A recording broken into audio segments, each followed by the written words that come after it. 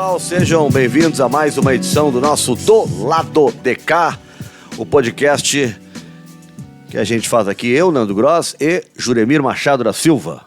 Tudo bem, professor? Tudo ótimo. O melhor impossível.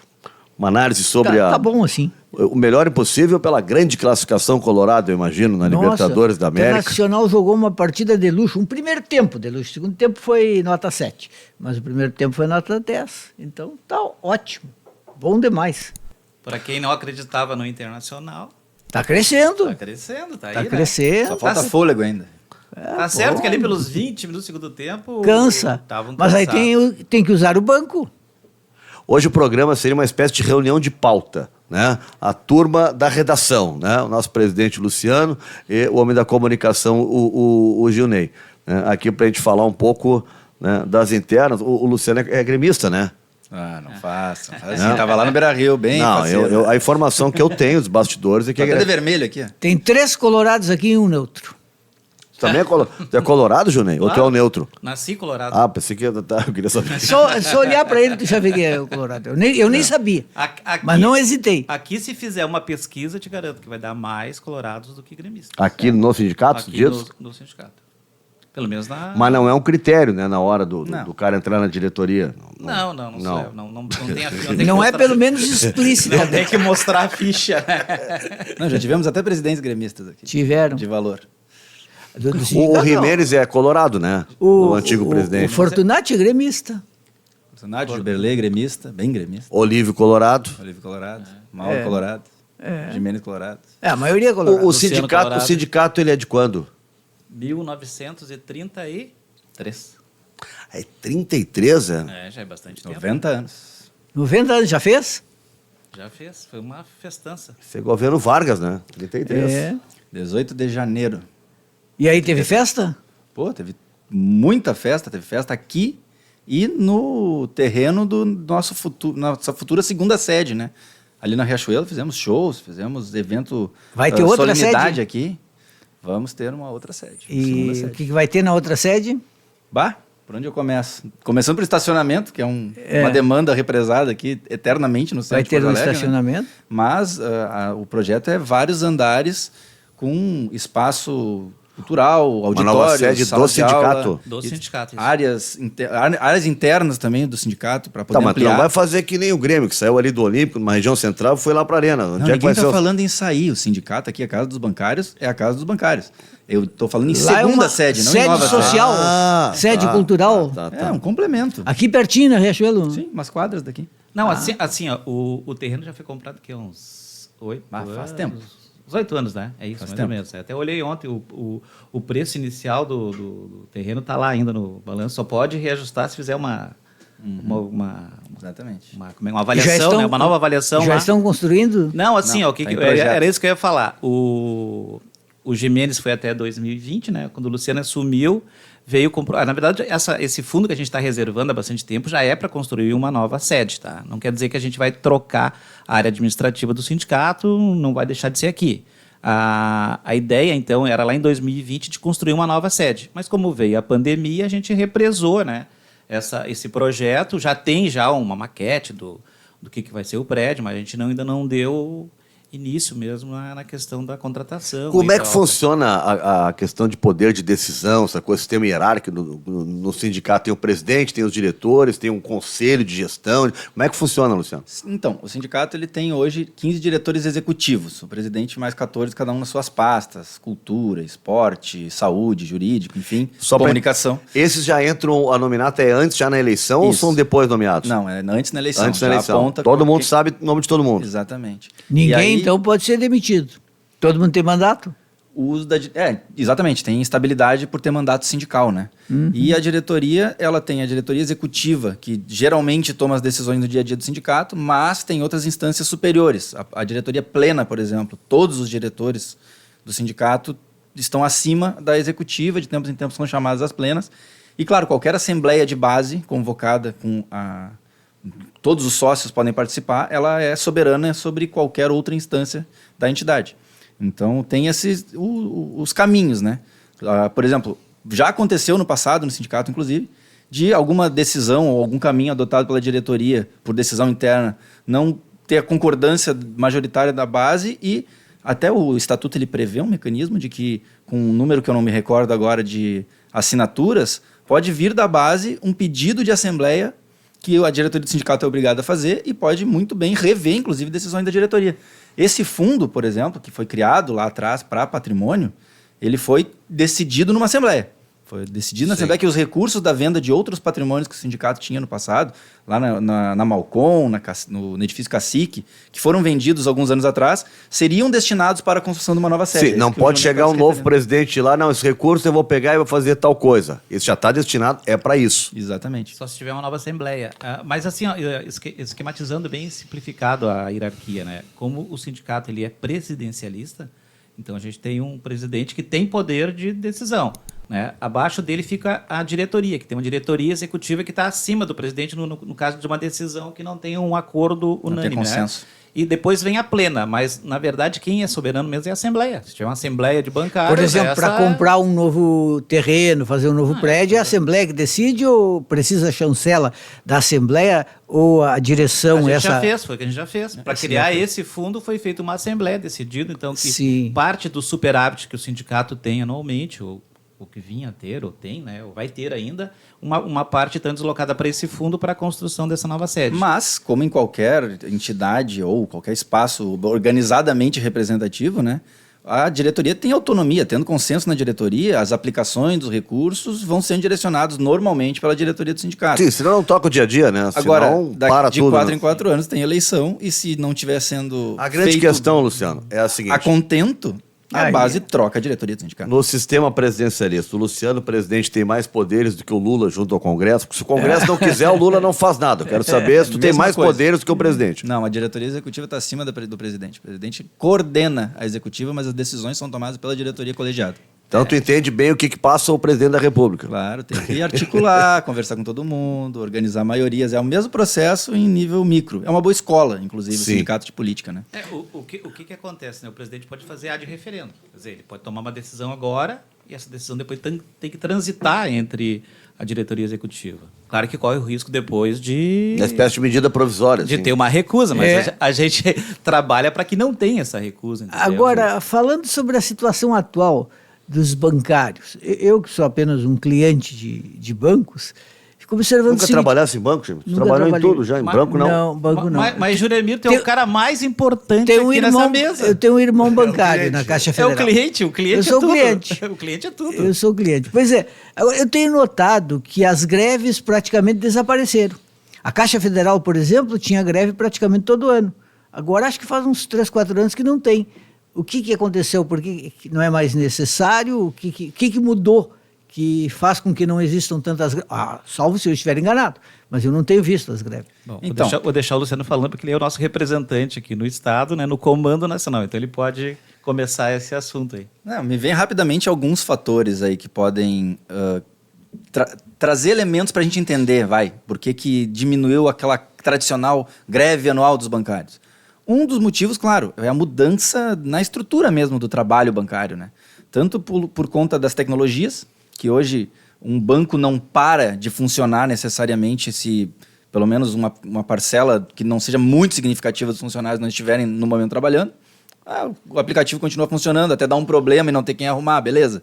Mas é mais difícil hoje tu pressionar e não é só nos bancos isso, é qualquer fazer aí que tenha tecnologia ou as inteligências artificiais que estão vindo pela frente para dar esse suporte no funcionamento. Então, isso pode ser considerado um fator, mas eu acho que o fator mais preponderante na atualidade é as negociações mesmo.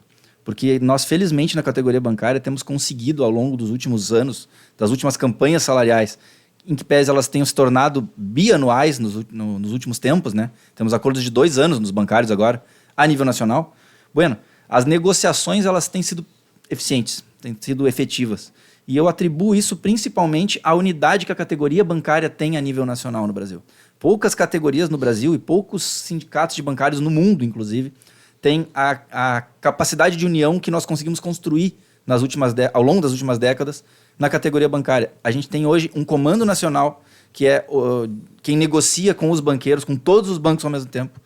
Ele é representado pela nossa Confederação Nacional, que por sua vez congrega todas as federações estaduais de sindicatos de bancários, que por sua vez aqui no Rio Grande do Sul, pelo menos a nossa federação congrega todos os sindicatos de bancários do Rio Grande do Sul.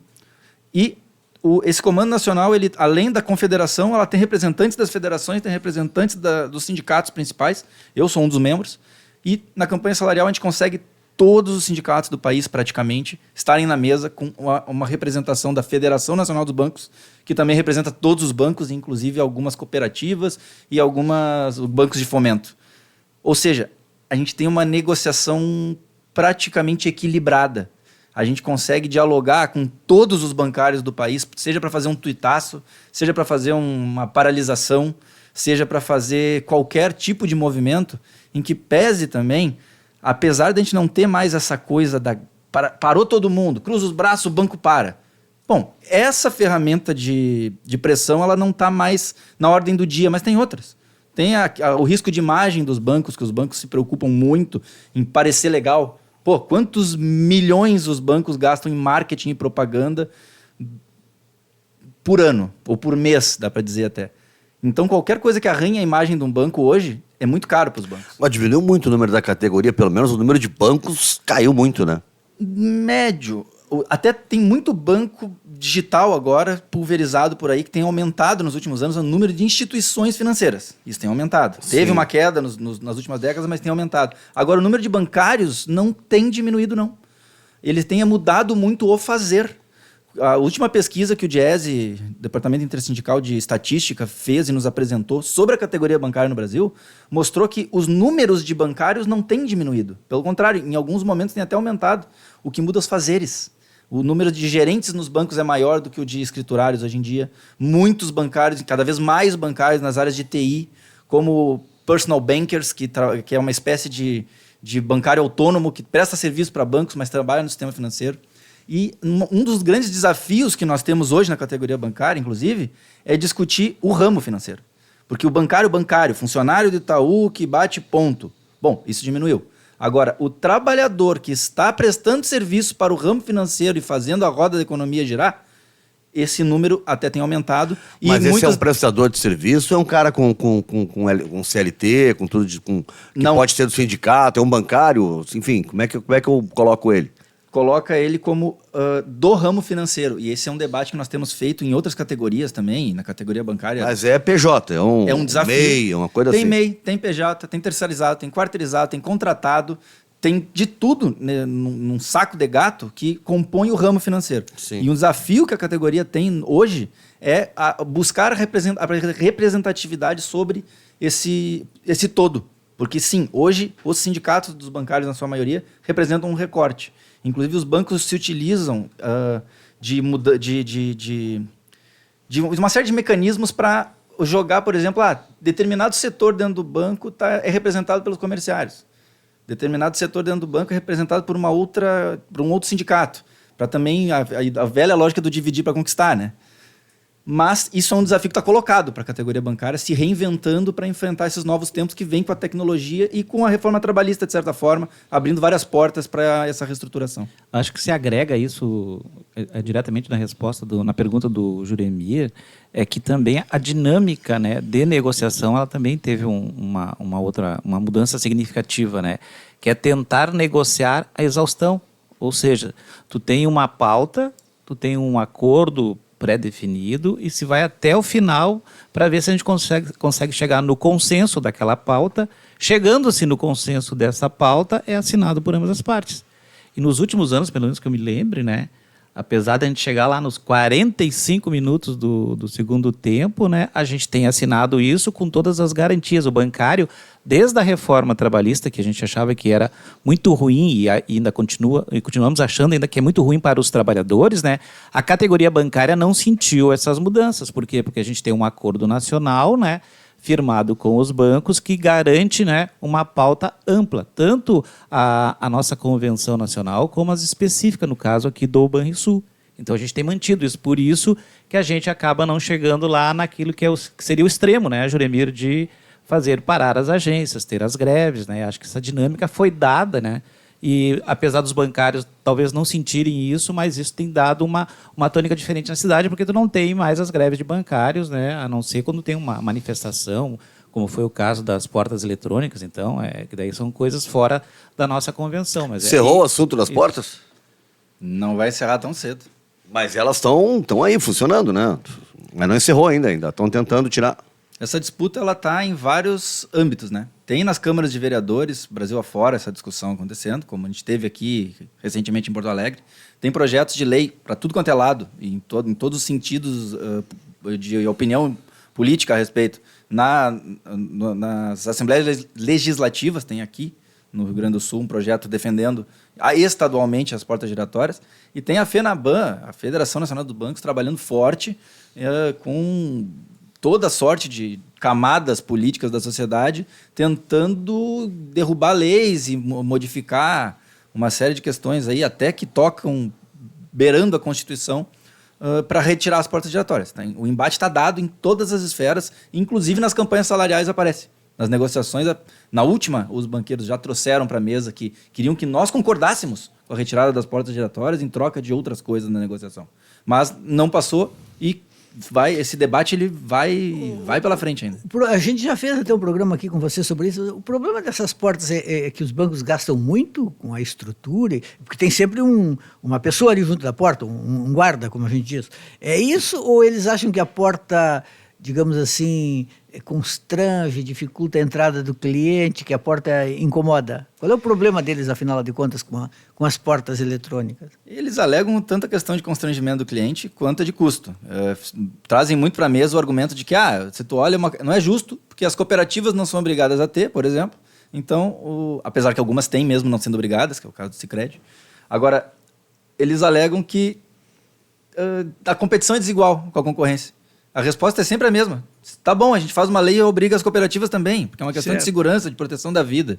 É só pegar os dados históricos aí. E por que as cooperativas não têm? Se é cooperativa, que só tem nome de cooperativa, a lei tal, não mas se funciona como banco, tem banco, dinheiro né? lá. Funciona como banco, né? As leis que foram aprovadas das portas giratórias, que não é em todos os municípios do país, que são via de regra municipais, elas foram criadas na época que estava em altíssimo grau o nível de violência nas agências bancárias. E aí foram sendo criadas as leis que obrigavam a porta giratória nos bancos. Depois isso arrefeceu e não tem, acho que nem tem leis, ou talvez tenha em poucos lugares, que obriguem cooperativas, lotéricas, outras casas que também lidam com dinheiro. Lotéricas, por exemplo. A ter porta giratória. E aí também tem uma outra discussão que os bancos trazem. Mas nem tem mais dinheiro nas agências bancárias. Não, cara. Tem dinheiro digital. Aqui tem dinheiro na minha mão agora, mais do que talvez se tu pegar os nossos celulares aqui somados, talvez tenha mais dinheiro nos nossos celulares somados, somando o dinheiro que a gente tem, com o crédito que a gente pode tirar facilmente pelo celular, do que dentro do cofre de uma agência bancária. Porque lá, dinheiro físico tem pouco. Mas os sistemas estão lá, as pessoas estão lá em risco, e então não condiz com a realidade, na nossa opinião, essa defesa dos banqueiros que não, tá tranquilo, não precisa mais da porta. Foi a porta que fez ter pouca violência. Na nossa visão, se deixar de ter a porta, vai voltar a ter a violência. Ô, Luciano, nós temos a mesma idade, né, Jeremy? 61.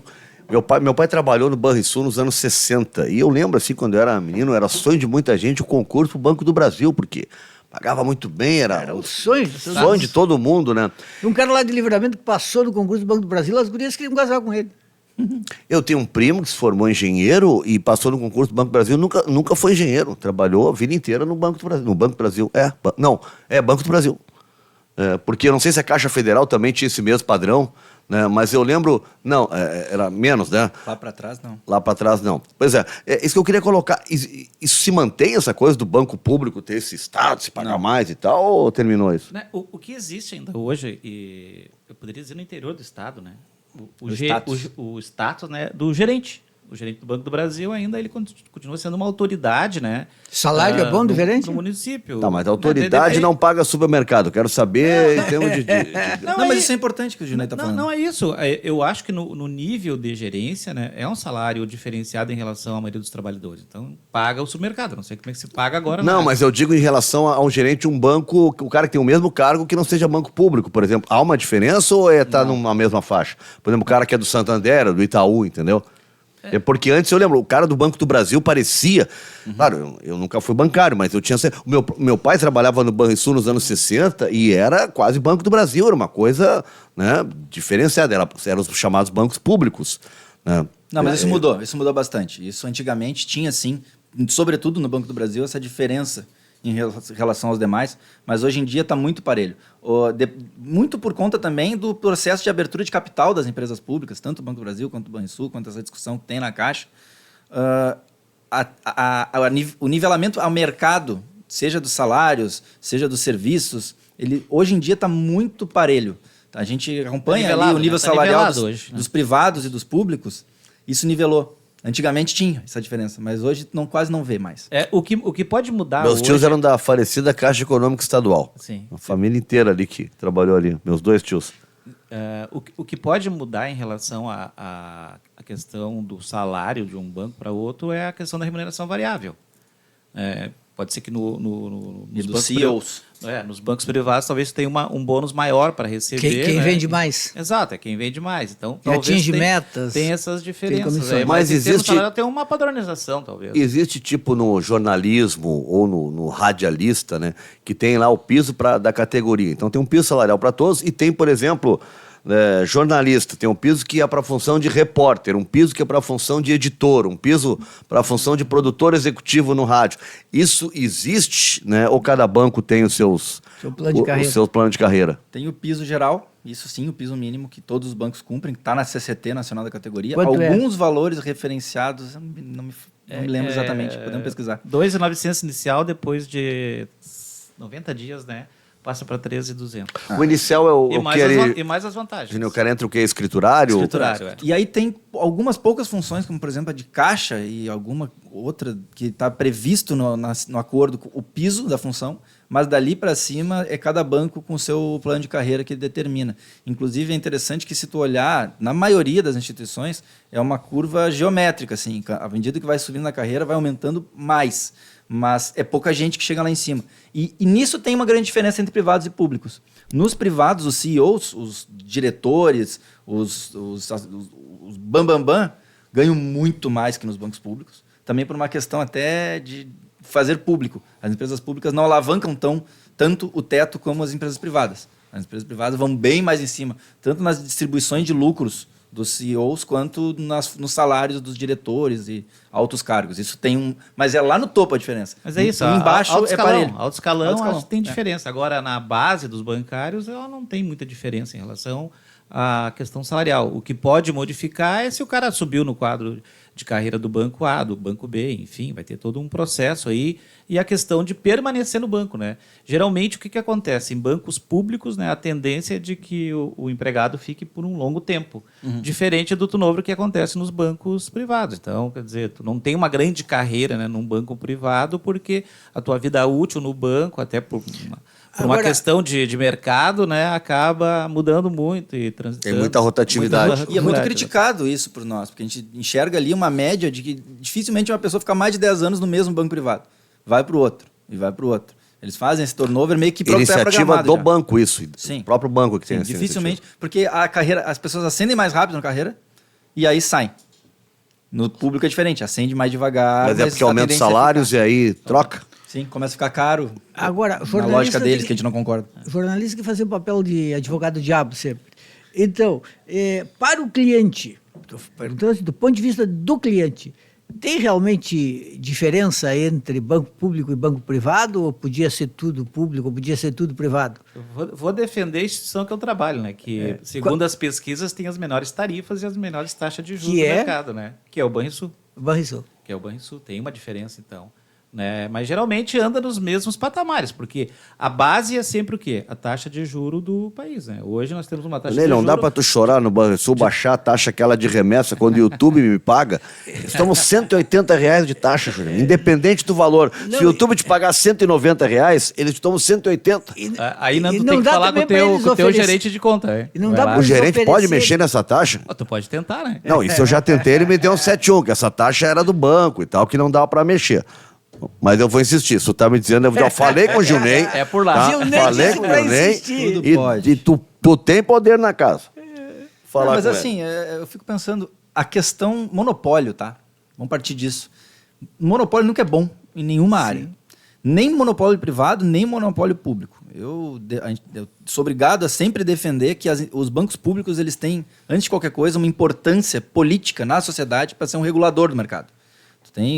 Vai seguir política de governo, política de Estado, ser condutor de políticas públicas. Aí a gente fala da Caixa, do Banrisul, do Banco do Brasil, do BRDE, do Badesul, que são agentes do sistema financeiro. E eles precisam existir, até para nivelar com o mercado, que também precisa existir. Os bancos de mercado eles vêm com inovações, vêm com novos métodos, vêm com muitos problemas também a serem discutidos, mas equilíbrio é tudo. Então, para o cliente, cada banco é diferente. O Itaú é diferente do Santander, é diferente do Bradesco, que é diferente do Nubank. É um cardápio de opções e isso é bom, porque gera competição, gera também a disputa da taxa. Daqui a pouco, imagina, tem um banco só, ele pratica a taxa que ele quiser. A gente já viu acontecer do Banco do Brasil, num dos governos do Lula, se não me falha a memória, ir lá e baixar tudo as taxas. E aí? E o que acontece é que os outros bancos vão ser obrigados a baixar pela competição.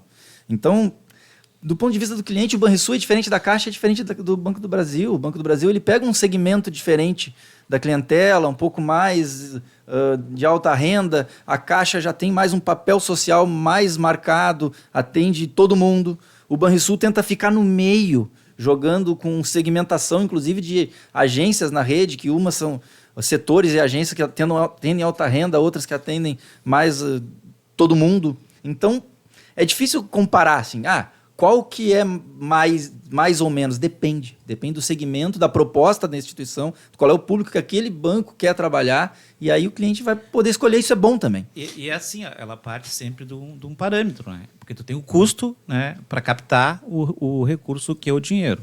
A partir daí tu vai ter que remunerar o investidor.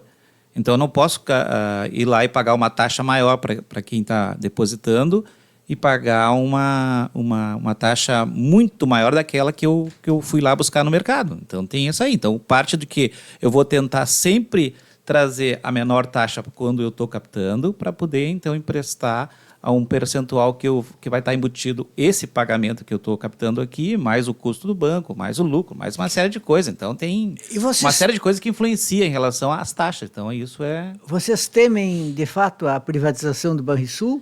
Ou ela é improvável?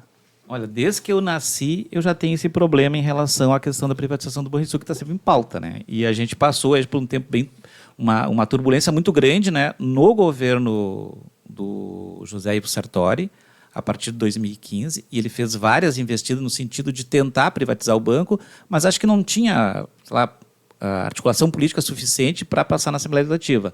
Passou o governo Sartori, entra o governo Leite. Leite já entra empoderado, né? Acho que tinha uma maioria absoluta, né, na Assembleia Legislativa. Não levou muito tempo, veio o projeto em relação à retirada do plebiscito. Né? E isso nos desgastou bastante, porque a gente foi em plena pandemia, né, Luciano? A gente não podia sair na rua. Na verdade, a gente fez todo um debate com as bancadas, né, dos deputados via Zoom. A gente tentou, fez um trabalho muito forte ali durante 4, 5 meses, não conseguimos. A gente acabou perdendo lá essa luta no final, porque eles acabaram passando por a maioria necessária e derrubaram o plebiscito. Bom, por que não se consolidou a questão do encaminhamento do projeto de privatização do Banrisul? Porque antes tinha a CE, tinha a CRM, tinha a Sugás, quer dizer, o governo primeiro tentou fazer essa que era mais fácil politicamente ter uma mas apoio agora maior, é promessa de campanha, né, que ele não vai privatizar. E com né? o Banrisul lá atrás, ele não tinha esse apoio político suficiente, necessário para fazer esse encaminhamento de privatização do Banrisul. E além da gente ter pagado a conta aí com, sei lá, 700 mil mortes, né, a pandemia também segurou, né, essa vontade do governo Leite em privatizar o Banrisul naquele momento. Acho que o banco acho que teve um papel importante, né, dentro da sociedade gaúcha, né, naquele período muito ruim que a gente passou aí, 2020, 2021, acho que até metade de 2022, né, Luciano? Então... Juremir... E virou promessa de campanha dele. Exato, agora, né? Na última campanha... Agora, na reeleição, ele disse que não vai privatizar. E ele tem mantido essa promessa, né? Agora, a grande manobra que se faz, né, nessa questão da privatização pode ser a mesma que se fez lá em relação ao plebiscito. Na verdade, o Poder Executivo deveria encaminhar o projeto derrubado do plebiscito. E não, veio através da bancada aliada do governo para derrubar. nós não estamos livres de que isso venha a acontecer. Quer dizer, o Leite mantém essa promessa, mas pode vir da bancada essa discussão em relação à privatização do Banrisul. O presidente do Banrisul voltou a morar em Porto Alegre ou mora ainda em São Paulo? Vai trocar o presidente do Banrisul agora, mas era Rio de Janeiro. Era Rio de Janeiro, tá mais de um ano fora de Porto Alegre. Eu nem sei como que ficou isso, confesso. Se chegou a vir morar aqui ou ficando no hotel, indo pra cá, não sei, nem sei. Só sei que tá confirmado que vai mudar o presidente mas agora. Mas segue sendo ele ainda. Segue sendo ele. Achamos que no mês que vem vai começar um processo de transição, talvez termine. Tá atrasado, né? Mas também que a gente nunca passou por uma troca de governo sem trocar o governador, né? Quer dizer, trocou, saiu e depois se reelegeu sem estar... Enfim, a gente não... Primeira vez que reelegeu um governador, apesar de não ter sido uma reeleição, em que pese essa do diferença. Do ponto de vista então, da legislação eleitoral, foi uma reeleição, ele não pode concorrer de novo. É mesmo? Claro, não pode concorrer, mas a questão é que, por conta disso, a gente acredita que seja o motivo de estar demorando a transição de diretoria no Banrisul, né? Mas está aprovado já o próximo presidente. Agora, a tua pergunta, sim, a gente tem bastante medo. Porque mesmo com promessas, mesmo com termos nós conseguido, com muita mobilização, pautar o Banrisul na campanha eleitoral, e os dois que foram para o segundo turno terem prometido que não o fariam, a gente olha para trás e lembra da Caixa Estadual, do Meridional, do BESC, do Banespa, de tantos bancos públicos que foram privatizados. A jurisprudência, né? E é interessante olhar para essa discussão. Tem histórico. É muito interessante. O Rio Grande do Sul é um dos poucos estados que manteve. Exato, o Pará e mais uma meia dúzia. Sim. Agora, é muito interessante olhar para essa discussão à luz dessa dicotomia social de esquerda e direita que nós temos polarizado hoje. E quando tu para pensar, tu vê que não é tão polarizado assim, pelo menos não nesse recorte, a discussão sobre o banco público. Porque nós, mesmo lá, o Gilney estava falando sobre a campanha da PEC 280, tínhamos vários aliados que são aliados do Bolsonaro na eleição. Mas nessa discussão sobre o Banrisul na Assembleia Legislativa, estava ao nosso lado. E também o contrário, alguns que são aliados historicamente à esquerda, que sobre o banco público, eu acho que tem que privatizar também. O Onyx Lorenzoni defendeu na eleição a não privatização do Banrisul. E outros do partido dele dizendo, não, tem que privatizar sim. E assim vai. O Capitão Macedo foi pro caminhão de som. Mas não era só para ser contra o Eduardo Leite, porque é contra tudo que o Onyx disse até aquele dia, né? Ele sempre foi a favor de tudo que é privatização. O que o Banrisul faz que o Bradesco não faz? Política social. Como é que é isso, assim, para o nosso ouvinte, espectador, entender a diferença de atribuições? Estar fazendo aquilo que nenhum outro banco que não tem estaria fazendo. Por exemplo, atender em comunidades onde o cálculo de chegada não vai dar uma rentabilidade que uma empresa privada, à luz fria da expectativa financeira, não estaria trabalhando. É só olhar a quantidade de agências do Banrisul em municípios onde só tem uma agência do Banrisul. Ou às vezes uma do Banco do Brasil, quiçá uma cooperativa de crédito. Isso aqui nem linha de ônibus, tem lugares assim que os caras não querem fazer. A gente faz a discussão da bancarização a partir disso. E não só isso, né? Também da relação com os pequenos municípios. Tu vai no interior, eu trabalhei 2 anos em Capivari do Sul. Ali tinha uma relação muito próxima da prefeitura e da Câmara de Vereadores com o Banrisul e com o Banco do Brasil. Tinha troca até de experiências, ajuda para fazer a gestão pública. Os bancos públicos, eles também auxiliam as pequenas prefeituras que não têm estrutura ou às vezes não têm conhecimento técnico, porque não tem acesso a uma série de questões ou não tem grana para bancar técnicos em várias áreas. Está lá o banco público ajudando na gestão pública também. Isso também é papel social. E sem falar na bancarização, né? Para ter lá o acesso ao banco da pessoa que mora afastada ou que é, enfim, produtor rural. Esse é um dos principais papéis. Além daquele da regulação, né? Da regulação do mercado, que o Estado tem o poder de, através das instituições públicas, seja o governo estadual, seja o governo federal, em ditar os parâmetros da economia, seja em taxas, seja em produtos, tipo de crédito. Tem o Banco Central, tem as agências de controle para ditar os parâmetros. Agora, na prática, a execução mesmo acontece através dos bancos públicos. O Gilney vai ter que também levar outra coisa pro Banrisul, Gilney, que é inacreditável. O Banrisul patrocina o Grêmio e o Inter, né? Tu vai na Arena ou no Beira-Rio, tu não paga com cartão Banrisul porque não aceitam. Aceitam qualquer outro, menos o Banrisul. É inacreditável. É o administrador lá, então que... Não, tem alguma coisa aí pra... Mas isso é... Não é a minha área, não é a Não, minha eu área. sei que não é, Tem mas que reclamar. tô chamando a atenção Não, porque eu já falei. Mas o que eu ia falar para comungar com a discussão do Luciano e falar o que tem de diferente, né? Na sabatina do Fernando Lemos, aí foi semana passada, retrasada, né? Aqui na Assembleia, né? Ele falou dessa importância do banco estar presente nas comunidades e com atendimento pessoal. Então, o banco tem se destacado, né, ao longo desses 20, 30 anos, né, como o banco que está presente, sim, nas comunidades. Se a gente resgatar um tempo atrás, é assim, sei lá, 15 anos atrás, 20 anos atrás, era a igreja, a praça, o Banrisul do lado e o Banco do Brasil do outro. Então, o Banrisul tem essa identificação com as comunidades no estado. Então, e a delegacia de polícia. Exato. E ele tem sido parceiro das comunidades, né? Tanto que o banco hoje faz o gerenciamento da folha de pagamento dos servidores, né? Eu não tenho o número aqui agora de cabeça de quantos são os servidores, mas pega todo o funcionalismo público do estado, né? E tem aí, sei lá, 320 folhas de municípios. Então, o banco é importante para essas comunidades. É ele, de fato, que está lá, oferecendo crédito, que é isso que o banco acaba fazendo com mais ciência, com mais prioridade em relação a esse contato com o cliente pessoa física. Né? Eu tenho conta no Banrisul desde abril de 1990. Foi a abertura na Agência Central. E a outra conta que eu tenho é na Caixa Federal.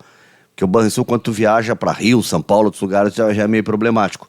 Então, a outra é a Caixa. Mas aí tu tem um cartão de crédito. Dois bancos públicos. Não, tenho de crédito. Visa, então, mas às vezes tu quer pagar em débito, R$10, R$15, uma Coca-Cola, um sanduíche, um troço assim, né? Não, e outra coisa também, não é só a dupla Grenal, né? É todos os clubes de futebol que são patrocinados pelo Banrisul no Do interior, né? Os clubes do Rio Grande do Sul. E outros esportes, tem muito incentivo à cultura. Eu falei dos patrocínios públicos. por essa curiosidade, Sim. entendeu? O patrocinador master, né, é um banco. Mas E o cartão desse banco não é aceito nos dias de jogos. Mas tem das duas instituições. Tem muito incentivo à cultura também. Não só através do Banrisul, mas Banco do Brasil, Caixa, Petrobras, enfim, que são também diretrizes de política pública através dessas empresas públicas. E também, no caso aqui do Banrisul, as feiras, patrocínio para feiras, seja a Expo Inter, seja a Feira do Moranguinho, tem trocentas feiras Rio Grande do Sul afora que são patrocinadas como política pública também pelo Banco do Estado do Rio Grande do Sul, gerando renda, gerando emprego e gerando giro da economia, né? Acabou aquela época em que os governadores podiam, como se dizia, a expressão que se usava, meter a mão no dinheiro do Banco Estadual? Olha, existe uma lei, né, do Banco Central que proíbe que o Banco Estadual ele possa financiar o órgão público. O que eu saiba, não, mas aqui tem métodos, existiu, né? Tem métodos. Por exemplo, o Banrisul, ele tem ações no mercado. O governo do estado é o sócio majoritário. Então, todo ano, o governo recebe dividendos do lucro do Banrisul. Quando tem uma venda de ações ou qualquer coisa que o valha, também vai dividendos para o governo do estado. O Banrisul comprou do governo do estado a folha do estado. Isso, o banco, apesar do estado ser o sócio majoritário, o banco tem que comprar do estado e pagar para o estado por essa folha. E assim vai. Tem formas e isso também é um ponto a se relevar. O banco público, ele é uma fonte de recursos para a gestão pública. Porque o lucro dele é revertido para uma parte dele, agora que não é mais 100% público, mas uma parte considerável do lucro da instituição, e todo banco dá lucro, ele é revertido para nós, enquanto sociedade, porque vai para o governo e o governo vai usar como achar que deve. Anualmente, né, o banco repassa um valor significativo, né, porque o banco tem um capital social. Tem lá. Sobre esse capital social tem uma rentabilidade. A partir dessa rentabilidade, um percentual ela volta para o controlador. O que se faz a crítica aqui, e ela nasceu lá em 2015, né, foi quando o governo do Sartori vendeu praticamente todas as ações preferenciais. Quer dizer, as ações que davam dividendos. Dava dividendos para quem? Para o governo do Estado. O governo do Estado está sempre precisando de recurso. Quer dizer, tu abre mão de um recurso que é certo e líquido, né, anualmente, né, e entregou na mão do mercado privado. Então, dão mais lucro, né? As ordinárias dão menos do que as Eu sou cliente de 3 bancos, do Bradesco, do Banrisul e do Banco do Brasil. Na verdade, eu não escolhi nenhum deles. Eu fui escolhido. Por exemplo, a PUC pagava no Banrisul, tinha conta do Banrisul. Foi conduzido a ter A conta. PUC passou a pagar no Bradesco, fui para o Bradesco. Houve uma época que o Correio do Povo também pagava no Pagar o Bradesco. E o Banco do Brasil, por exemplo, CNPq e tal, é tudo pelo Banco do Brasil. Agora, assim, eu noto que os serviços são muito parecidos, mas que os bancos públicos têm uma imagem pior. Normalmente se imagina que os bancos, se pensa assim, que os bancos públicos são mais lentos, que eles são mais vagarosos. E por quê? Por que não se consegue desconstruir essa imagem? Porque não escolhem cliente. O banco privado, ele escolhe cliente. Ele não tem obrigação nenhuma de atender todo mundo. E quem tem a obrigação de atender todo mundo, passa mais trabalho para atender todo mundo. Isso é E gera mais reclamações, e tem coisas que tu não consegue atender, mas tu tá atendendo. É engraçado, né? Porque as pessoas são barradas na porta de uma instituição privada e disso elas não reclamam. Mas a instituição pública acolhe, atende e quando dá um não, toma pau. Também tem isso, né? Eu fui à França agora, eu fui convidado, mas eu comprei a passagem aqui e eles me reembolsaram. Mas para reembolsar, eu precisava mandar um IBAN, que é aquele númerozinho lá para transferências internacionais.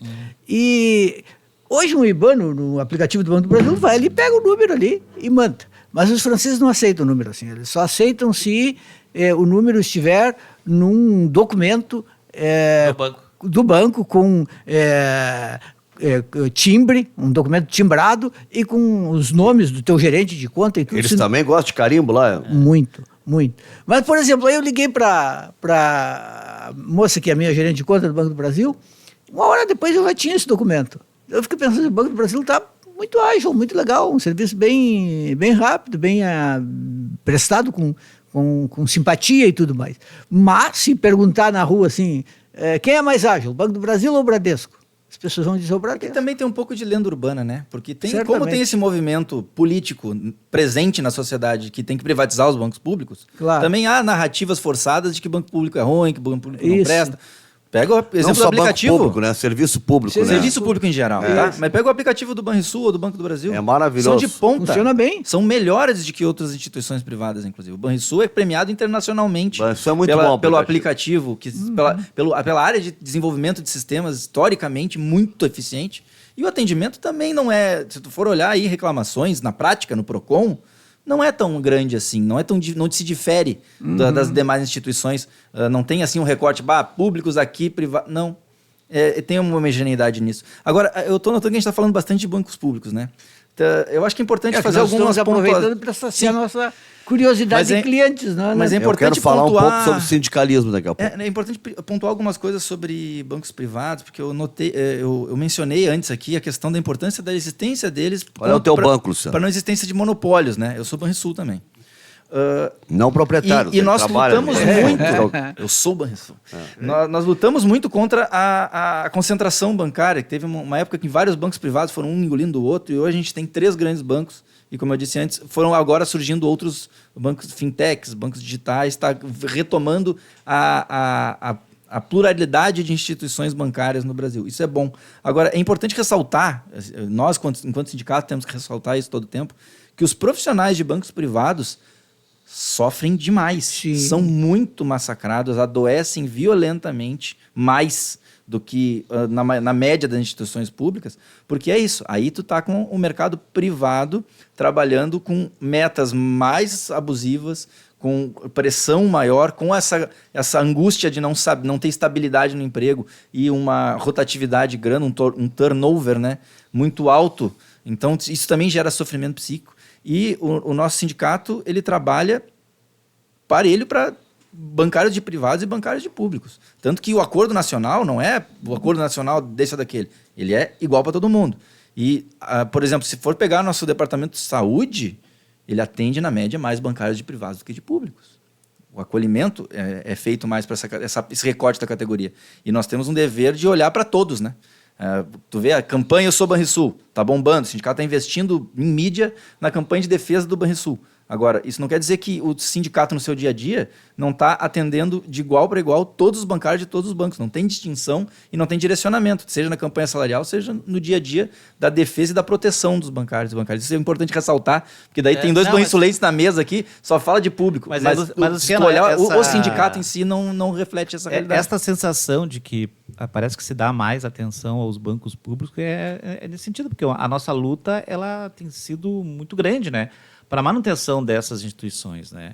A gente acabou não tendo o problema de ter que defender o Banco do Brasil e a Caixa no governo Bolsonaro, apesar de ter havido alguns movimentos no sentido de querer privatizar, porque estava na fila lá do Paulo Guedes, o Banco do Brasil, né? A extinção da Caixa Econômica Federal, mas a gente teve uma luta... O Palácio do Planalto ele queria privatizar. Exato. Então a gente teve uma luta muito árdua, né, em relação ao Banrisul. Nos últimos tempos tem tido isso. Então parece que a gente dá mais atenção para os bancos públicos, mas na verdade a gente também tem uma atenção voltada para a questão dos bancos privados, para os trabalhadores dos bancos privados, que é isso que o Luciano falou.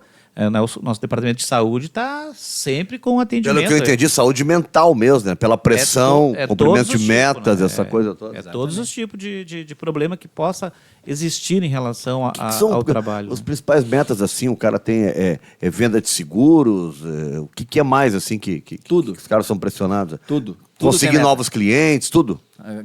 Angariação de clientes novos, seja na PJ, seja na PF, venda de seguro, de capitalização, de aplicação financeira, vendendo empréstimos, captação financeira, convencendo as pessoas a aplicar mais. Tudo tem meta para tudo. E é um arcabouço de metas para cada período funcionário. tu tem uma campanha de metas lá. Uma vez consegui juntar dinheiro para comprar um apartamento. E aí, depois de anos e anos... Batalhando, estava o dinheiro lá. Aí eu fui lá, localizei o apartamento, era o que me interessava e tudo. Dava no meu orçamento e tal. Fui lá no banco e disse, olha, preciso transferir o dinheiro. Aí eu comprei um apartamento. Não faça isso, não tire o dinheiro. O que eu faço então? Pegue um empréstimo. Faz o menor sentido. Aí eu disse, olha, não vai dar. Eu vou usar esse dinheiro. Não, e também nessa questão do sofrimento Tire psíquico, o empréstimo. um elemento que tem tudo a ver com essa questão metas é o seguinte, uma parte considerável da remuneração mensal ou anual, dependendo do modelo da instituição financeira, que as pessoas recebem, é resultado de atingimento ou não de metas. Então tu tem teu salário base, tu tem a tua verba de função, mas tem um percentual considerável, dependendo da função, é muito considerável, do teu orçamento anual, que depende do atingimento de metas. Isso também angustia as pessoas. Nossa Senhora. E angustia bastante. Então tu tem o risco de ser demitido, tu tem o risco de ganhar menos naquele ano do que tu previa, e tem muita pressão. Tudo isso se junta. Uma função que eu não conseguiria fazer, eu vejo isso pelo meu irmão, que fez muito essa função, é a de caixa. Não sei se ainda tem aquele negócio do tipo assim, se der uma diferença no final, quem paga é o caixa. Fui 8 anos caixa. Tu dormia bem? Às vezes não. Porque o caixa é assim, ó, tu abre o caixa, zero é encontrar um zero no final do dia. O medo é no último atendimento que tu vai ter que virar a chavezinha lá e dar uma totalização. Tem que dar zero. Tem que dar zero. Zero ou próximo disso, né? Porque se der negativo, tem problema aí no caixa, né? Sim. E daí... Se o cara se atrapalhou... Daí tu não dorme. E vira, tem que achar. Tem um tempo para achar, se tu não achar, tu vai pagar parcelado. Exato. Tá, a função de caixa, ela tem uma verba extra, que é a quebra de caixa. Que é, tu ganha ela para... Se não perder nada no mês, é teu. Certo. Então, como é que funciona? Chegou no final do mês, zerou? Beleza. Entrou no link do contra-cheque. Não zerou, tu tá devendo, aquele valor da quebra é o teto do quanto o banco pode te cobrar por mês para tu resolver o que tu perdeu. Porque daí tu pode ter perdido de 1 milhão de jeitos diferentes, deu a mais para um cliente, fez uma operação errada, sabe-se lá. Agora também tem essa proteção, que foi negociada em acordo coletivo. Tu não pode ficar cobrando mais do que a quebra ali também. Cobrar o salário inteiro de uma vez só. Botar o cara passar fome. Mas sim, tem que pagar. E aí o cara escolhe se quer jogar esse jogo e correr esse risco para ficar na função de caixa. Geralmente é bom, porque a média ganha um pouquinho a mais, né? Ganha um pouquinho mais. Só que assim, Jeremias, eu vou comparar a questão do caixa aos cobradores de ônibus. Sim. Está em extinção. A função caixa em bancos está em plena extinção. Assim como os cobradores, que tem, acho que em Porto Alegre até 2025, né? Substituir pelas catracas, já enfim. Tem data. Tal, então, já tem data aí para liquidar com essa função. Não, tem banco aí, que né? não tem mais caixa. Que um dos gerentes tem a tarefa de abrir o caixa quando precisa. Agora, Mas já recebe a função de gerente. é não que de a caixa. mudança é A brutal. virtualização, né? O banco está aqui hoje. Exato. Eu fui pegar o metrô em Paris, agora, semana passada. Pegar o metrô junto com um amigo de São Paulo. E aí eu tinha que comprar o ticketzinho para entrar ali no metrô. E eu fui num distribuidor de tickets e ele não aceitava. Eu tinha uma cédula, ele não aceitava a cédula. E aí o cara disse, por que tá indo nesse negócio aí? Tem que pegar o ticket. Cartão. Todo mundo, cartão por aproximação e já era. Paga com cartão por aproximação. Para tirar o ticket ou para pagar na hora? Para entrar Para pagar na hora mesmo. na catraca lá. Na catraca. Passa Na direto. catraca. Encosta ali. Para entrar no metrô. Exato. Já era. Mesmo com cartão internacional. Cartão. É o que acontece nos ônibus hoje. Tu tem um cartão, entra na Sim, porta sim, ali, sim. passa o cartãozinho, gira a roleta, vai. Não tem mais o cobrador ali. Nada. E, bom, Eu nem isso sei já qual é era o uma coisa percentual que não que tem, tinha na é. Europa há muito tempo. Sim, é. Agora, tem muita gente assim que ainda tem medo dos bancos esses digitais. São confiáveis? Os Nubank da vida, ou não sei o quê? São mais seguros do que eles São- no caixa eletrônico. São seguros? O que vocês diriam assim? Eles querem nos derrubar. Eu hoje. confesso assim, Eles querem nos derrubar. Não, mas é uma questão de informar a população. Eu vou dizer como cliente qual é meu medo, tá? Qual é o meu medo? É não ter a figura. É o que eu não gosto nas operadoras de telefonia. Tu não tem o gerente para ligar. Tu não tem alguém para reclamar. Olha, deu errado tal coisa. Eu tinha tanto, agora sumiu o dinheiro. Com quem eu falo? A internet, Entendeu? a internet lá de casa, a net lá de casa, É. nunca funcionou direito. Anos e anos. Hoje nós chamamos um caso, hoje vai funcionar ou não vamos brigar. Aí a minha mulher foi na loja, porque por telefone não resolvia, ela foi na loja, a atendente disse para ela o seguinte, Só pro telefone. só pro telefone, tome o telefone, ligue daqui. É que não é mais seguro ou menos seguro. A tecnologia é basicamente a mesma. É ou o Pix, ou o NFC, ou o cartão de crédito, ou o cartão de débito, a criptografia é parecido. O que vai mudar é isso, é a questão mais humana. Pois Tá, é. onde é que está a sede? Onde é que eu encontro um atendente do Onde banco é que eu digital? falo com É que alguém, às com um vezes ser tu não humano? precisa falar com alguém. Agora, o que a gente tem visto no mercado financeiro é os bancos tradicionais olhando para isso, gostando do que vem e tentando imitar. Então, se dependesse dos banqueiros, todos viravam banco digitais e não tinha mais humanização nenhuma em processo nenhum. E a gente luta contra isso, né? O que eu vejo é que oferecem muitas muitas contas sem taxa alguma. Né? Não tem taxa de manutenção, mas por aí, exemplo. Aí a gente entra num outro debate. A gente entra no Mas o debate banco da vai ganhar em algum uberização. lugar, né? Lembra? A gente Sim, mas entra pro no cliente debate não tem da a taxa, entendeu? uberização. O que a Uber fez para entrar no mercado e virar praticamente um monopólio? Começou sendo mais barato que todo mundo. Só que isso é risco calculado. Isso a gente vê em vários segmentos, empresas multinacionais com grande capital, startups, oferecendo serviço de graça ou muito mais barato que o resto do mercado, mas já com um prejuízo calculado nos primeiros anos para arrebatar o mercado e depois cobrar mais caro do que era antes. E nós não podemos deixar essas ondas ficarem nos engolindo, porque a gente está vendo isso, é a consequência agora de que, se tu olhar para trás, era mais barato o transporte de táxis, de ônibus e tudo mais do que está a média hoje dos Uberes. A Uber está cobrando muito mais caro do que era antes. Os demais, inclusive, a concorrência. Então, se tu olhar lá para o balanço de uma dessas fintechs gigantescas aí que estão arrebatando o mercado financeiro com conta gratuita, eles estão dando prejuízo.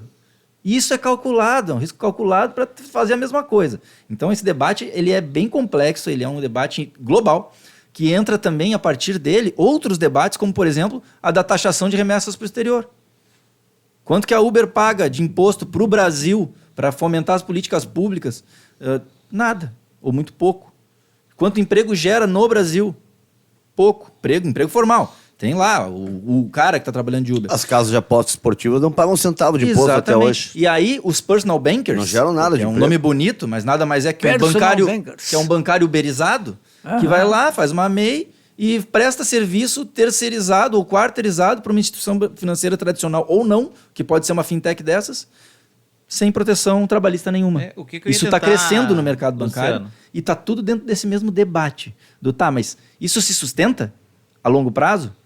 A gente acredita que não se sustenta a longo prazo. Aí esse banco gratuito hoje, no futuro, vai estar mais caro e vai ter quebrado os que cobravam mais barato. O bancário que achou maravilhoso a possibilidade de ganho financeiro de curto prazo, como personal banker, agora desmancha o sistema bancário e depois que não tiver mais o sistema bancário também vai ganhar bem pouquinho para prestar aquele serviço quarteirizado como Se eu personal fosse banker. bancário, eu votava em vocês pro sindicato. É assim, ó, para Os tentar... caras falam bem, cara. Sabe tudo. Para tentar responder... Pô, do nosso nicho aqui. Para tentar responder em parte o que o Nando está falando em relação às tarifas, né? É assim, ó, são várias coisas que compõem as tarifas, né? Sim. É diferente tu fazer um autoatendimento num aplicativo ao invés de ir lá no banco e ser atendido por uma pessoa. No caixa, principalmente, tem uma tabela lá que quanto é que vale uma autenticação. No tempo que eu estava lá, valia $0,80. Então, o custo de... Qual era a tua agência? Era Sapucaia do Sul. Sapucaia do Sul. Então, assim, eu tinha um custo, o banco tinha um custo para fazer aquela operação.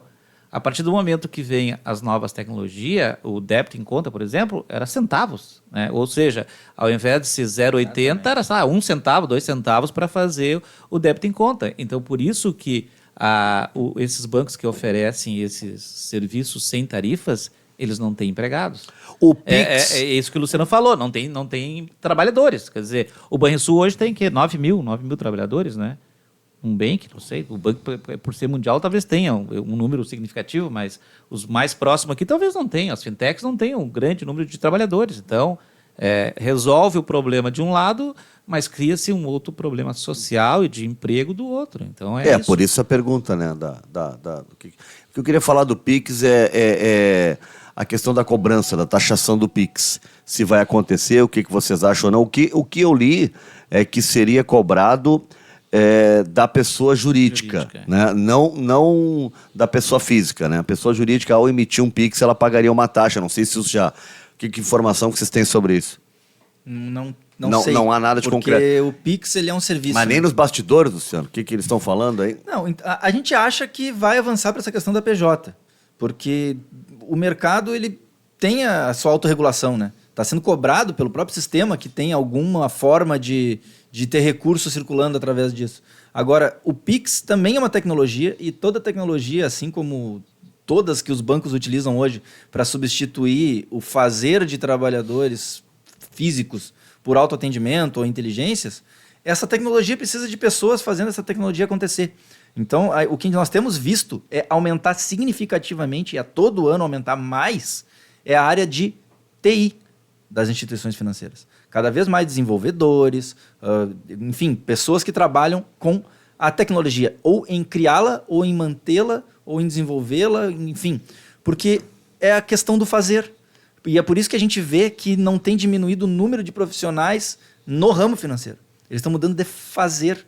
A tendência, e aí é uma tendência da sociedade, não é só do ramo financeiro, é que cada vez mais os trabalhos que precisam do intelecto ou da mão de obra humana sejam voltados a tecnologias.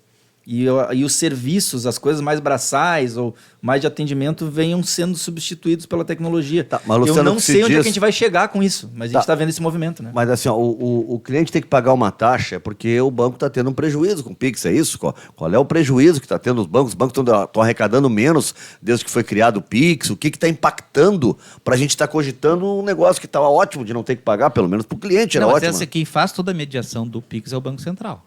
Então, essa mediação toda é via Banco Central. Os bancos podem cobrar em alguns casos. O que tem hoje nos aplicativos é que eles passam para cobrar uma tarifa. Pode ver, acho que não tem o aplicativo, não sei qual é o... A Caixa pode queria cobrar outro dia. Tem ali, mas não, tá zero. Não tem tarifa, entendeu? Não tem tarifa. A partir do momento, de repente, que houver uma mudança, né, na política do Banco Central em relação a esse tipo de transferência, pode ser que venha o ônus da tarifa, pode ser que... Os bancos podem cobrar em alguns casos, a partir de determinados valores no Pix. Pode ter uma política, né, do banco de fazer isso. Isso envolve o Estado também. Se for para fazer um recorte mais global da discussão, o Pix está diminuindo a necessidade das pessoas terem o banco ou utilizarem o serviço do banco. Então, teoricamente, os bancos vão ir arrecadando menos com o tempo. Teoricamente, vão pagar menos imposto para o Estado. Teoricamente, o Estado que criou o Pix vai ganhar menos. Como é que resolve isso? Talvez taxar o Pix e essa taxa ir para o Estado, não para o banco. Mas não vai movimentar mais? Eu fiz um exercício aqui agora. Mas não movimenta mais, Luciano, porque o cliente vai ficar mais rentabilizado. ele vai Pode pagar ser. menos taxa, então talvez movimente mais. Não sei, a cadeia pode estar lá embaixo, né? Não é por isso que eu digo que eu não sei. É um debate que envolve vários atores, né? é o Banco Central que toma essa decisão. Se o presidente do Banco Central enlouquecer hoje, ele tem poder ou passa pelo presidente da República a taxação? Parênteses, o presidente do Banco Central já enlouqueceu há muito tempo, né? A gente está aí discutindo a questão de taxa de juros na contramão da política, mas esse é outro problema. Se agravar o problema, vamos colocar assim. Mas passa pelo Banco Central, passa inclusive por legislação, né? Porque o Estado pode e deve legislar sobre tudo isso.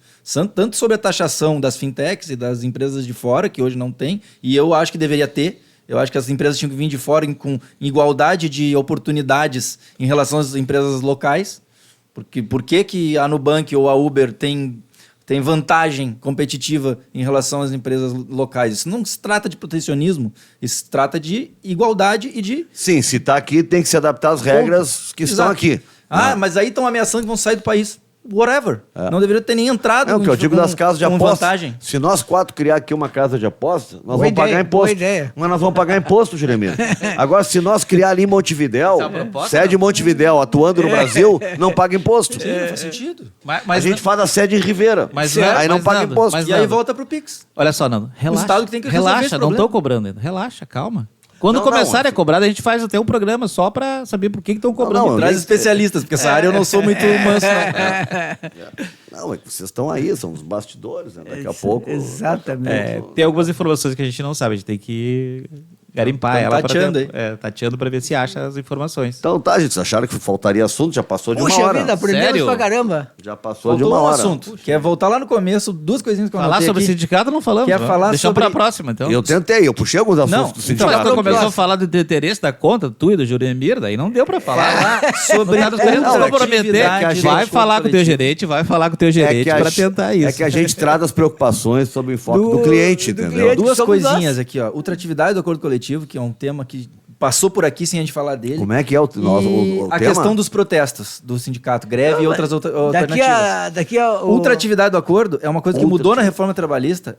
A ultratividade, esse bicho papão é o seguinte: antes um acordo coletivo assinado só deixava de valer quando se fizesse um novo. A reforma trabalhista mudou isso e agora, depois que vence, passou 2 anos, venceu o acordo, não tem mais acordo até ser feito um novo. Ou seja, os patrões em geral passaram a ter uma vantagem na mesa de negociação em relação à renovação dos acordos coletivos, onde estão boa parte dos direitos dos trabalhadores. Uma reforma trabalhista que deu vantagem aos patrões no Brasil. Sim, não, é, eu não é posso muito acreditar que isso estranho. aconteceu. Mas é que isso também é Lembra tema que teve muito um golpe? importante em relação àquela pergunta do mas e as greves e as mobilizações? Isso mudou também a forma da negociação e a correlação de forças nas negociações. E é por isso que a gente comemora que a categoria bancária, por conta da unidade, consegue mesmo assim, mesmo sem essa vantagem que nós tínhamos antes da ultratividade do acordo, conseguir renovar e melhorar os acordos campanha a campanha salarial. E aí entra o outro ponto, que é a questão dos protestos. Cara, a gente pode não estar fazendo grandes mobilizações de rua, até fazemos às vezes, né? Mas a greve não é mais a única alternativa. Nós hoje estávamos fazendo um protesto no Banrisul por conta de uma pauta específica interna do banco e fazendo protestos silenciosos, entregando balões para as pessoas andarem dentro do prédio, fazendo foto, as pessoas desligando a tela do computador e mandando fotos e a gente fazendo mobilização de mídia. Isso repercute também, pressiona também e funciona. E entre outras várias formas de mobilização mais modernas e criativas, utilizando Twitter, utilizando redes sociais, utilizando... O céu é o limite para a gente recriar a forma de luta e de mobilização no movimento sindical. E a gente precisa fazer isso. Porque também, vamos trancar o trânsito. Tá, até funciona. Mas tu usar demais isso, tu ganha antipatia da sociedade, não faz sentido. Ficar todo dia em caminhão de som berrando nas janelas, tem gente dormindo. Então, essa reinvenção também faz parte do nosso trabalho enquanto sindicalistas aqui e tem funcionado, tem acontecido. Quiçá, num futuro próximo aí, a gente esteja com formas de mobilização que envolvem diretamente a tecnologia ou as tecnologias, que é para onde está indo o fazer bancário cada vez mais, né? Eu me lembro de uma situação, e o Luciano ele trouxe isso numa fala anterior em relação à questão da imagem. Imagem hoje para banco é tudo Risco de imagem. e para político também é. Eu lembro lá que foi acho que 2020 ou 2019, não sei, que tentaram mudar a legislação para o horário bancário. E teve um deputado, eu não consigo lembrar o nome do deputado federal agora, e a gente fez o spot. E tu nos ajudou, Nando. Lá É verdade. Eu lembro. Fez o esporte na Guaíba, né? Então, esse meio, né, de atuação do sindicato, ele também se mudou, ele se ampliou, né? As mídias sociais, o uso das rádios comerciais, né? E eles ficaram incomodados. Um canal de comunicação próprio, como esse aqui. O deputado se incomodou. E eu acho que ele ligou lá para a Guaíba e perguntou, tá, mas vem cá, esses caras têm direito de fazer isso? Não, mas eles estão contratando um serviço, né? Então isso incomoda. Incomoda não só o político, que quando faz uma medida lá que ela é impopular ou contra os trabalhadores, mas ela também incomoda os bancos. Por isso que esse poder, então, da mídia, né, tanto da mídia falada, da mídia escrita, enfim, as novas mídias que estão aí, ela incomoda, porque ela traz, porque banco hoje é credibilidade. Quer dizer, banco sempre foi credibilidade. O Juremir não vai deixar o dinheiro dele no Banrisul se o Banrisul não tiver, não mostrar para ele que é um banco confiável, né? Entendeu? Então, banco é credibilidade. Por isso que tem toda a questão do sigilo bancário. Se acontecer um problema no banco, a gente não pode sair contando aos 4 ventos. A gente tem que tentar resolver, porque o mínimo, né, de vazamento de algo que está ruim num banco pode ter uma evasão de recursos. Nando, e isso é muito ruim, entendeu? Vamos fazer outro programa com ele só Não, sobre o lado vai ter que ter. Luciano, ele só deu manchete, faltaram 2 pautas ali, tem que fazer do lado sindical. Nós não entramos na pauta sindical. Quero saber mais das questões de atuação. Nós somos os representantes do cliente. Eles queriam tirar as dúvidas deles em relação às contas deles. Era isso. Eu quase abri meu aplicativo aqui para tirar umas dúvidas aqui também. Não, e eu dei uma palhinha sobre comunicação sindical aqui, né? Tô com o diretor de comunicação. Sim, mas foram bem, foram muito Foram bem. um monte de pauta ainda na comunicação sindical. Viu Se só? vai falar só sobre isso, tem pano pra manga. Obrigado, Luciano. Valeu, Junei. Tá bom, nós que agradecemos. Aí. Valeu, muito bom. E quem está nos acompanhando, não esquece que inscreve aí no canal, se não está inscrito ainda, dá aquela curtidinha, um like aí que também junto ao YouTube, dá uma moral para nós, nos ajuda. Só ativar aquele sininho, que são as notificações, cada vídeo novo que estiver chegando, tu vai estar sendo comunicado aí também. E nos próximos, né, vai acompanhando, a gente já tem, se tiver alguma ideia, sugestão de convidado, a gente já tem pré-agendado aí o senador Paulo Paim, governador Olívio Dutra, e vem mais gente aí, que tem ideias, manda pra gente aqui, tá? Como disse o Luciano, o céu é o limite, né? Boa. A gente vai atrás aqui. É isso, professor? Mas é claro, sem Doutor dúvida honoris nenhuma. causa, não é fácil. Te mandei ontem à noite, era umas 1h mais ou menos. Uma da manhã mandou uma... Te mandei uma pauta. 15:05 ele me mandou uma ideia de pauta, né? E assim a gente 15:05 da manhã. Não, 15:05 eu mandei a confirmação do A Luciano confirmação. pro programa de hoje. O cara vai ao banheiro e tem a confirmação de um compromisso. Reunião de pauta 24 horas. Mais ou menos isso. Fernanda H, que esteve ali cuidando da nossa mesa ali, das nossas imagens e áudio.